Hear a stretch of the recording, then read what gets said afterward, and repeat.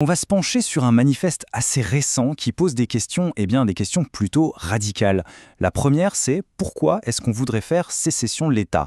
Et la deuxième, peut-être encore plus importante, comment on pourrait bien s'y prendre? Allez, on va plonger ensemble dans les arguments assez provocateurs de son auteur.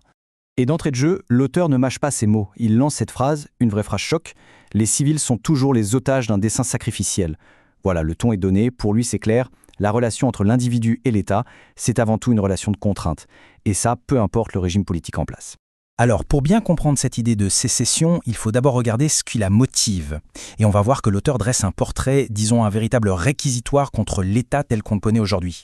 Et l'acte d'accusation, il est vraiment lourd. L'auteur nous dépeint un État qui serait carrément en faillite. Il parle de crise en série, qu'elle soit idéologique, politique, économique. Il mentionne une dette colossale, des guerres perpétuelles, tout ça financé par les citoyens, bien sûr. Et au cœur de tout ça, il y aurait une corruption bureaucratique devenue systémique. Le résultat, l'anéantissement de la liberté individuelle et l'imposition de ce fameux contrat social. Un contrat que, soyons honnêtes, personne n'a jamais vraiment signé. Bon, face à un tableau aussi noir, on pourrait se dire « D'accord, mais est-ce qu'il y a une sortie légale? Est-ce qu'on peut juste partir ?» Eh bien, c'est là, nous dit l'auteur, qu'on tombe sur le premier gros mur. La vraie question, c'est ça. Est-ce que le système juridique, qui est une création de l'État lui-même, peut offrir une porte de sortie? C'est un peu comme demander à la cage de nous donner la clé. L'auteur explore cette piste, mais on va vite voir que c'est surtout pour nous en montrer les limites. Et pour être bien clair, il ne sort pas ça de son chapeau. Il cite un expert, Theodore Christakis, professeur de droit international. Et ce que dit cet expert, en gros, c'est que le droit international est totalement neutre sur la question. Il ne permet pas la sécession, mais il ne l'interdit pas non plus. En fait, il se contente de constater ce qui s'est passé. C'est le principe du fait accompli. En d'autres termes, le droit ne donne pas la permission, il valide juste le résultat une fois que c'est fait. Donc la conclusion de l'auteur est assez radicale. Attendre que l'État donne gentiment l'autorisation de le quitter, c'est juste une perte de temps. C'est une impasse totale. Pourquoi? Parce que le système, dans sa conception même, ne reconnaît pas l'individu comme une entité souveraine qui pourrait négocier sa propre sortie. Ok, donc si la porte légale est fermée à double tour, qu'est-ce qu'on fait? C'est là que l'auteur propose un vrai changement de paradigme. On va voir, c'est un pivot philosophique qui est vraiment au cœur de tout son raisonnement. Alors comment on sort de cette impasse? Eh bien l'alternative qu'il propose, il ne faut pas la chercher dans nos codes de loi. Non, il faut aller chercher beaucoup plus loin, dans un concept bien plus ancien, bien plus fondamental. Et voilà la distinction clé. D'un côté, on a le droit légal. C'est celui qui appartient à l'État, qui est distribué sous la contrainte, basé sur son monopole de la violence. Dans ce système, l'individu n'est pas souverain. Et de l'autre côté, on a le droit naturel. Celui-là, il appartient à l'individu, il est inhérent, fondamental. Il ne vient pas de l'État, il est soutenu par ce que l'auteur appelle les hommes libres. Et là, l'individu est souverain. L'idée centrale, c'est donc de complètement lâcher la logique du droit légal pour se réapproprier son droit naturel.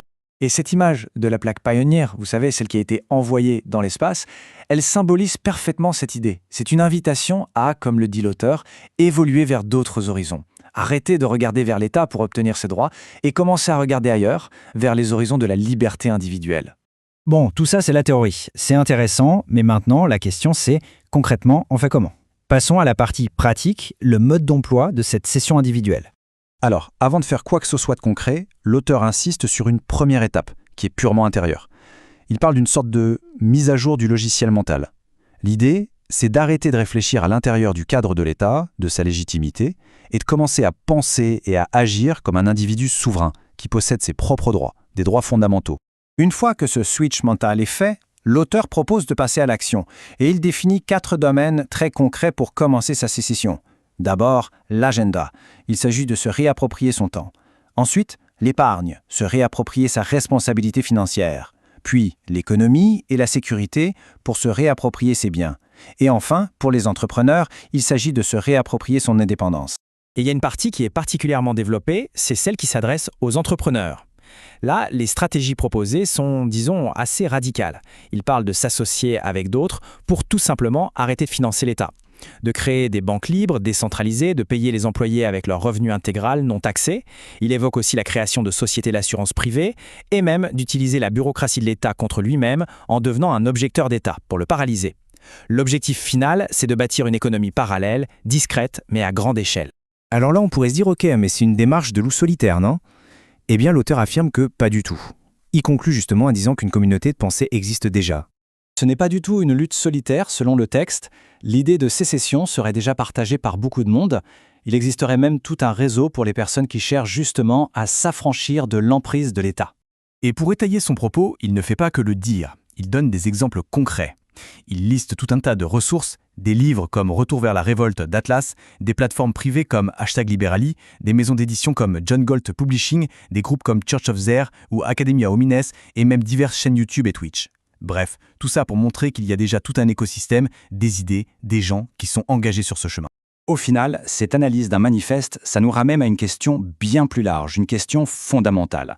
En explorant cette idée de sécession, même si on n'y adhère pas, on est quand même obligé de s'interroger sur la nature réelle du lien qui nous unit à l'État. Quelle est la vraie relation entre l'individu et l'État? Est-ce que c'est un vrai pacte de protection ou est-ce que c'est autre chose, une sorte de servitude déguisée? C'est sur cette interrogation assez vertigineuse que le texte nous laisse.